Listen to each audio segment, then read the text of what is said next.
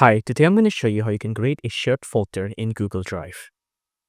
So first off, let's create a folder.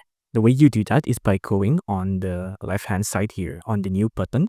Just click on new and then click on new folder. And let's call this shared folder, right? Let's click on create.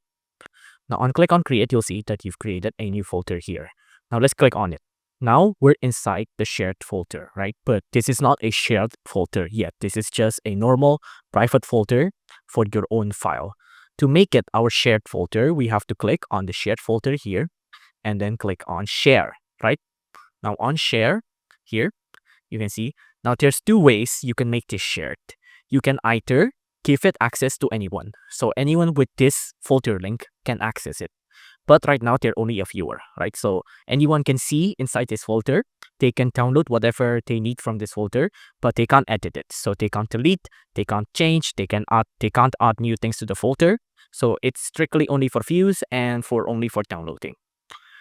If you only want to share this with a specific group of people or a specific someone, you go to the upper bar here to add people, groups, or calendar events.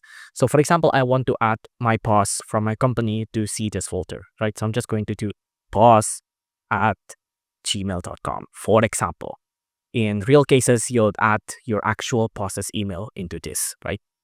But that's the two options you have. You can either add them here or use general access to add them there. If it's general access, make sure it's anyone with the link, update the role, and then copy a link and send it to whatever group you'd like. If you like this video, please consider liking and subscribing.